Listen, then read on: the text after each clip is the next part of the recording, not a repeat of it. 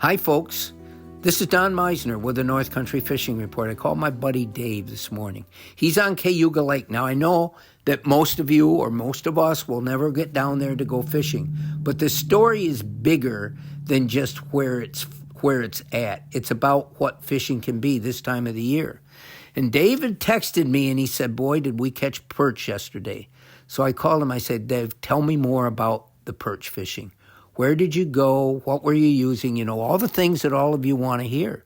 And he said, well, there's quite a story to this. And so this is an abridgment of that very interesting story.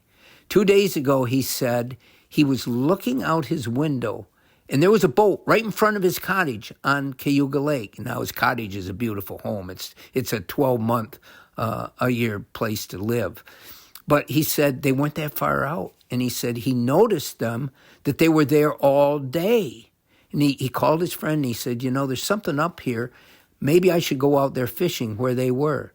So the next day, before he could even go out fishing, the boat returned. And they were right out there. And Dave says, I got my binoculars and I was looking out to see what was happening. And they had hardly arrived. And both people in the boat were on to fish. Now, come to find out, Dave called the bait store down the road to make sure they had minnows, and he was going to go out fishing. And he told the guy that ran the store, there's two guys out there that have been fishing and really doing well right in front of my house. And the guy says, yeah, they're from out of state. They came here just to catch perch. And he says, I thought they might be in your area.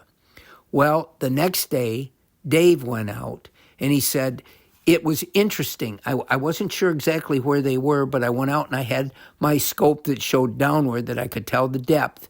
And he said, when I got to 20 feet of water, there it appeared were all kinds of fish. He says, if you got to 25 feet, nothing.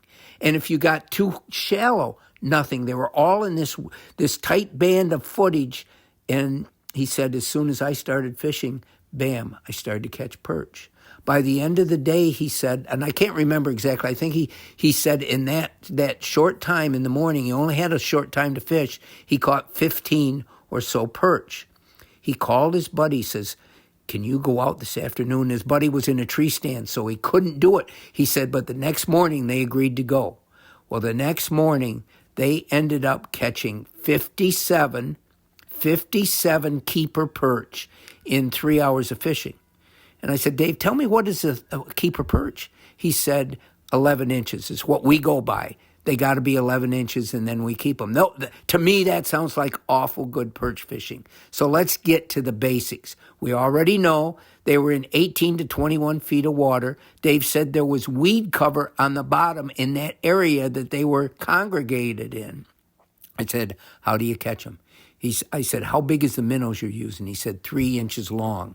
And I wanted to get all these facts for you because it would apply to any place probably that we could go perch fishing.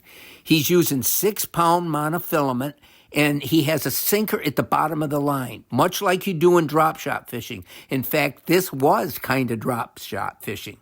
Then, not too far above that sinker, he ties a loop in the line and attaches an octopus size 6 hook.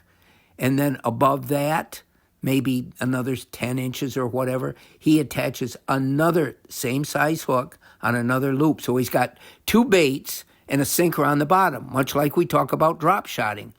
And this is the way they were fishing. And he said it was absolutely fabulous. He's still laboring to get all these fish filleted and ready to put away for the winter.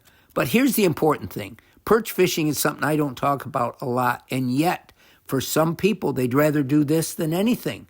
And this is a time right now when these fish are, the perch fishing can be fabulous. I asked him, I said, what would happen? What if a person didn't have a scope to find them? He says, I still think you could find them if you had a report like I did, that they were in that depth of water. You just kind of experiment there. He said, the fish were in the weeds. These weeds maybe came up a foot at that depth of water. If you went either deeper or shallower, the weeds became shorter and the fish weren't in them as much. I find this really fascinating. Okay, he's using minnows, 2.5 to 3 inch minnows. minnows. I said, how about if you use soft plastics? He said, I tried. I even put scent on them, and the fish ignored them completely. So the minnows ruled. The perch are a big, exciting thing now for him. And when you can catch perch, I said, what's the biggest one you caught? He said, 13 inches. That's a darn good perch. And it's just another way that we can enjoy fishing. We have great perch fishing in the St. Lawrence River, and now might be a great time to take advantage of it. Until next time, folks, this is Don Meissner with the North Country Fishing Report.